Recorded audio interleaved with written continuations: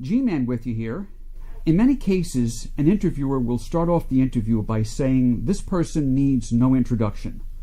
On the contrary, I strongly feel this person deserves an introduction. In the realm of prog rock music, this person stands alone at the top of the pyramid. He is in a place to which I believe all would aspire to be. His voice is unique and easily recognizable. He was the leader and guiding force to one of the greatest, if not the greatest, progressive rock bands of all time. He went on to have a wonderfully successful solo career, and to this day continues to create, record, and perform music encompassing various genres and styles. It is with my great pleasure that I introduce to you the one, the only, the voice of progressive rock music, Jon Anderson. Jon, how are you today? I'm doing fine, G-Man. Excellent. Now, where are you calling from, Jon? Where are you calling in from? I'm calling from the kitchen in my studio. And where are you located? What city or state are you in? Central California, where the sun shines all day long. Wow. All year long. We're having a very overcast, rainy day here in northern New Jersey. Yeah, you've had a serious winter, though. We've survived nothing. You guys have done great. We've had a definitely a winter for the ages, that's for sure. Now, where you're calling from in Central California, is that where you live? Yeah, Central California. I've been here 20 years and happily married and loving life and living the quiet sort of valley with trees and birds and bees and deer and coyotes and the odd mountain lions now and again. So nice to be here. Excellent. I want to start talking about some of the topics I'm going to discuss with you today. Now, the impact of Yes on the music industry, in my opinion, goes without saying. Now, since our interview will be pretty brief today, I want to just focus primarily on your solo career. Now, your music has been categorized into different styles, which of course includes progressive, earth, spiritual, and world. Am I on the right track with this? Yeah, I think, I'm like an adventurer in music. I don't stick to one style of music. I'm into sort of Celtic music, Irish music, French music, North American music, indigenous music of the world. And music makes the world go round. Absolutely. Now, what is your definition of progressive music, Jon? Well, there's always progressive in everything. There's progressive music now. There's progressive art, theater, dance, all the arts. There's always somebody progressing, pushing the envelope, Because as far as rock music goes, bands like Yes, Emerson, Lake and Palmer, Genesis, King Crimson, they're all prog rockers, but progressive, like you said, it's more than that. Well, they were very adventurous bands. Yes was you go to a Yes concert, you go on a journey. You just don't listen to a song and cheer, a song cheer, clap song cheer. No, you spend 20 minutes listening to Close to the Edge, spend plenty of time listening to other songs, and life with Yes was amazing on tour. Now, who were your early influences in music, Jon? Well, first of all, you go way back to the 50s. You have the Everly Brothers, Buddy Holly, Elvis Presley, then the Beatles, that changed everything. And of course, Frank Zappa, Beach Boys, Rathan Roland Kirk, the band which was Buffalo Springfield, and, adventurous bands. I was always interested in that. Right. So you listened to a whole gamut of different styles of music also when you were growing up as well. That's for sure. And you living in England, you listen to dance music. My mom and dad were dancers, so I listened to dance music from the 40s. And then 50s a bit of rock and roll, and 60s we just evolved through an amazing experience. So over the last 50 years, the music's really evolved, and so you still have hit records. This is very important.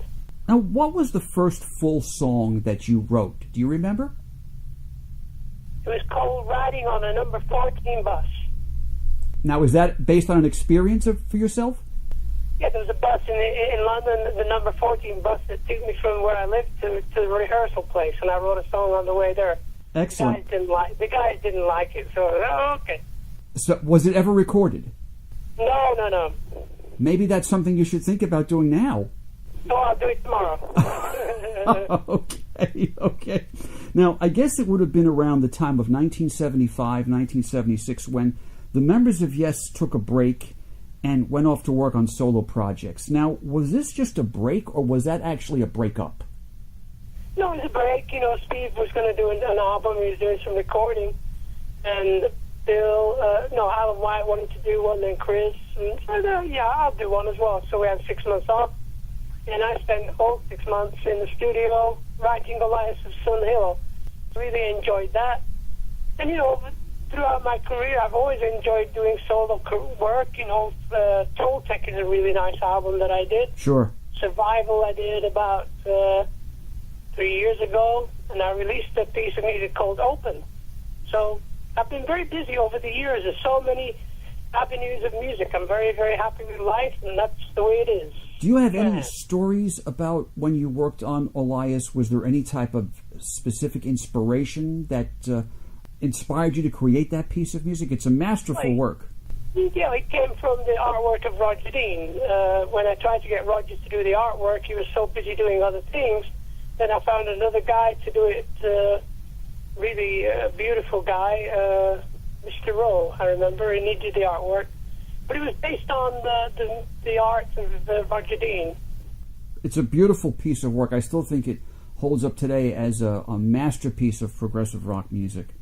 Now, over the oh no, my pleasure. Now, over the years, you've collaborated with many artists such as Vangelis and Rick Wakeman. I'm sure there's been countless others performers that you've worked with. Is there anyone that stands out as your favorite, for whom you enjoyed working with the most? I think everybody. You know, you work with people because they're all for different reasons. You know, you learn. I learned so much from Vangelis. I had so much fun with Rick Wakeman. I did a lot of stuff with other people, and Milton Nascimento, a great Brazilian singer. I did some concerts with him, and you know, life is all about adventure. Yes. Now, going back in time, again, when did you feel that you wanted to become a singer, a musician, a performer? I think probably at the time I was about 12 years old. My brother had a band, and when by the time I was 16, 17 I think it was, I joined his band in 1963, and that's how I started. You know, I always wanted to get up on stage and sing and have fun, and I'm still doing it. Now, back in the early days, I'm sure you were playing the current popular tunes and covering some of the famous bands' material. Did you enjoy doing that material at the time? Of course, yeah. You always play the top 10. You know, you play some, you know, 4 top songs, and then you play song Rolling Stones, and then a Beatles song, and there's so much variety in music in the 60s. So being in a band doing the top 20 was fantastic. Right. You learned a lot. Now, do you remember when you started to formulate your own ideas to, like, how far back was that when you said, hey, this is what I want to perform and what I want to sound like? Well, you know, when I started Yes with Chris, I knew that we should really be adventurous and not really stick to just trying to do a pop record or something like that. Let's be inventive, you know, and we listened, as I said, to all these people, you know, Frank Zappa, and Buffalo Springfield, all these bands, you know. I even did a song with Nina Simone. I thought Nina Simone was one of the greatest singers ever, you know. Mm-hmm. So you have so many influences, and basically, you do your best, you develop, and you keep working. That's the whole thing. You got to keep practicing. It's always a work in progress, right? Absolutely. Now, you mentioned earlier that your brother, he was in a band with you? He's a musician also? Yeah, he had a band, and I joined his band, and that's why we started calling ourselves the Warriors. That was in 63 through to 68, and in 69 I went to London. Does your brother still perform as a musician? Is he still associated with music in any way? Well, yeah, he's a preacher down in the Isle of Wight. He helps a lot to do with prisoners, and there's a big prison on the Isle of Wight, which is south of England. He's a very, very gentle soul, and he really helps people. And he sings songs with his guitar. Beautiful. Thank you so much, sir. I've so much appreciated speaking to you today.